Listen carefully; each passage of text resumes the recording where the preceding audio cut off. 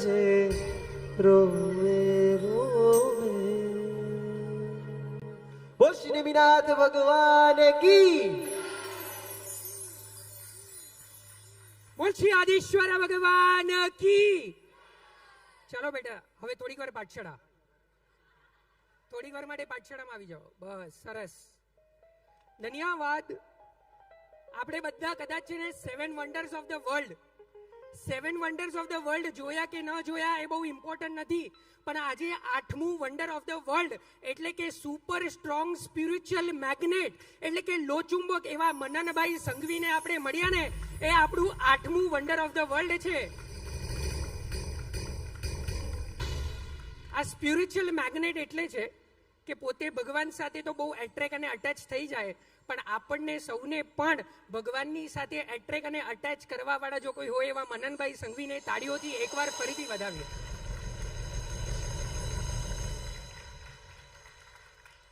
અને Mananbhai, spiritual magnet, આટલા બધા જેન્ઝી આવ્યા છે ને because of the spiritual magnet. અને એ બધાને એક પ્રશ્ન છે, અને મને પણ એક પ્રશ્ન છે. કોની માટે? તો કે 576 વર્ષી તપના તપસ્વીને એક પ્રશ્ન પૂછવાનો મન થાય કે ફિલ્મ, ફેશન અને ફનની આ ફેન્ટાસ્ટિક વર્લ્ડ છે, અને જેમાં ફૂડ વિના ફેસ્ટિવલ અધૂરું લાગે, એમાં આવા ફૂડ અને સુગંધથી ભરેલી રંગીન દુનિયામાં વર્ષી તપ કેમ મનને રાજે? આ મોલ અને મલ્ટીપ્લેક્સની દુનિયામાં જ્યાં ફૂડની ખુશ્બુ પરફ્યુમની જેમ આવે, આવી ટેમ્પટિંગ, ટ્રેન્ડિંગ અને ટેસ્ટી દુનિયામાં વર્ષી તપ કેમ ફાવે? ઝોમેટોમાં જ્યાં 2 મિનિટમાં ઓર્ડર ટાઈટ, સ્વિગી પર ભૂખ લાગે એટલે મિડનાઇટમાં પણ ડિલિવરી બ્રાઇટ, આવી ફાસ્ટ ફૂડની ફાસ્ટ લાઈફમાં વર્ષી તપ કેમ રાઈટ? યુટ્યુબ પર જ્યાં રેસીપીની ભરમાર છે, ઇન્સ્ટાગ્રામ અને ટ્વિટર ઉપર જ્યાં ફૂડ બ્લોગર્સની પારકી પંચાયત ધંધાર છે, રિવ્યુઝ અને શોર્ટ્સમાં ફૂડના રિવ્યુઝ અપાર છે. અરે વોટ્સઅપ બધાનો બાપ, અને નોટિફિકેશન એમાં વારંવાર છે. વીચેટ અને ટેલિગ્રામ જેવા પૂછડિયા લાઈનમાં તૈયાર છે. આવી ઇન્ટરનેટની ઈચ્છાની આંધીમાં વર્ષી તપ કેમ સાર છે? મને ઘણીવાર પૂછવાનું મન થાય, આ વર્ષી તપના તપસ્વી કદાચ નિકુંજભાઈ એમ કે ભાઈ અમારી પાસે ગોડનું ગાડ છે તો અમારી પાસે કાળનું સ્વડ છે, આવી સોહામણી દુનિયાની અંદર છે, તો વર્ષી તપ કેમ? તમે એમ કહેતા હો ને વર્ષી તપના તપસ્વી કે તમારી પાસે ગીતાર્થ ગુરુ છે, તો અમારી પાસે કઈ રેસ્ટોરન્ટમાં શું મળે એની ફૂલ ઓન માહિતી આપતું ગીતાર્થ ગૂગલ છે, તો પછી વર્ષી તપ કેમ? આવી મજેદાર, ફેન્ટાસ્ટિક, સોહામણી દુનિયામાં તમને એવું તે શું ઓછું પડ્યું કે તમે આટલો મોટો આકરો તપ સંસારમાં રહીને આદરી રહ્યા છો ને પૂર્ણ કરવા જઈ રહ્યા છો? વર્ષી તપ કેમ? વર્ષી તપ કેમ?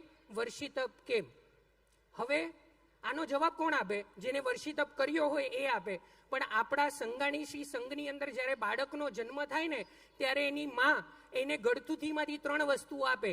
કઈ? તો કે પેલા શ્રી નૌકાર માહ મંત્ર આપે, બીજું ધર્મના સંસ્કાર આપે, અને ત્રીજું કોઈને ખબર છે? ગ્રાઇપ વોટરની બદલે માઇક વોટર આપે. નાનપણથી મારા મમ્મીએ પણ નૌકારમાં મંત્ર આપ્યો, ધર્મના સંસ્કાર આપ્યા, ગ્રાઇપ વોટરની બદલે માઇક વોટર પીવડાવ્યું. એટલે આ માઇક કોઈ તપસ્વીને નહીં આપું, એટલે આ માઇક મારી પાસે જ રહેશે, પણ તપસ્વીઓનો જે આન્સર છે ને એ હું તમને આપવા જઈ રહ્યો છું. તપસ્વીઓ આપણને બધાને એમ કહે છે કે જ્યાં 100% સમ્યક દર્શન, 1000% સમાધિ અને 10,000% સદગતિની ગેરંટી જે વર્ષી તપ આપે છે ને, તો મારે આ ફેન્ટાસ્ટિક વર્લ્ડને પૂછવું છે, તો વર્ષી તપ કેમ નહીં? અરે તમારા ફેન્ટાસ્ટિક વર્લ્ડની અંદર, હા, તમારા ફેન્ટાસ્ટિક વર્લ્ડની અંદર જ્યાં સેલ્ફિશનેસનો શોર ચાલે, કંઈક કર્યું અને કંઈક મળે એનો રોજ રોજ હિસાબ ચાલે, પણ અમારા વર્ષી તપની અંદર તો માત્ર ને માત્ર કર્મની નિર્જરાની બોલમ બોલ ચાલે. તો મારે આ ફેન્ટાસ્ટિક વર્લ્ડને પૂછવું છે કે વર્ષી તપ કેમ નહીં? અરે તમારા ફેન્ટાસ્ટિક વર્લ્ડની અંદર ત્યાં ઝોમેટો અને સ્વિગીના ડિલિવરી બોયઝમાં રૂડનેસનો લોડ ચાલે, રૂડનેસનો લોડ ચાલે.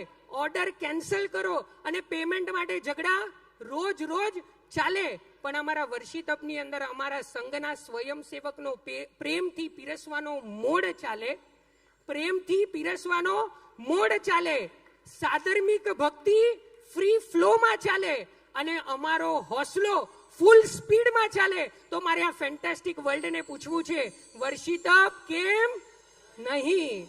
અને છેલ્લી વાત, સમય આટલો જ છે આપણી પાસે. તમારા ફેન્ટાસ્ટિક વર્લ્ડમાં જ્યાં એનિમલની જે મારામારી કરે ઓલો રણવીરસિંહ ધુરંધર વાળો તમારો હીરો હોઈ શકે, પણ એનિમલને અંતરાય કરવાના લીધે જેમને 400 ઉપવાસ થઈ ગયા એવા ધુરંધર ઋષભદેવ ભગવાન એ અમારા હીરો છે અને એમના થકી જ અમારો આ વર્ષિતપ પૂર્ણ થવાનો છે એવી ગેરંટી છે. તો પછી મારે આ ફેન્ટાસ્ટિક વર્લ્ડને પૂછવું છે, વર્ષિતપ કેમ નહીં? ચાલો ભાગ્યશાળી 576. આજે છે ને એક સૌભાગ્ય આપણું પણ છે કે 576 વર્ષિતપ થયા એ નિમિત્તે આપણે બધા જ પ્રભુની ભક્તિ કરીએ છીએ અને પ્રભુની ભક્તિની અંદર આ સ્પિરિચ્યુઅલ મેગ્નેટ એવા મનનભાઈની સાથે આપણે ભક્તિ કરવાનો એક અવસર મળ્યો છે. આદિશ્વર ભગવાનને હૃદયથી પ્રાર્થના કરીએ કે કદાચ 576માં મારો નંબર નથી લાગ્યો દાદા, પણ તારી ભક્તિ આજની એવી કરીએ કે જલ્દીથી જલ્દી 576 નહીં પણ આની પછી અબકી બાર 512. કીર્તિભાઈ, અબકી બાર 500 પાર થયું, इसके बाद 1000 પાર કરવાનું છે, એમાં મારો નંબર લાગે. બોલ શ્રી આદિશ્વર ભગવાન કી. ખૂબ જ સરસ વાત કરી એમણે, પણ એક વાતને હું કરેક્ટ કરીશ કે એમણે કીધું સ્પિરિચ્યુઅલ મેગ્નેટ. ખરેખર કહું, કોઈ જ લાયકાત નથી. જીવનમાં હજી ઘણા પાપો છે, હજી ઘણું મુક્ત થવાનું છે. હું કદાચ ખુદને એવું કહીશ, મારા ભાઈ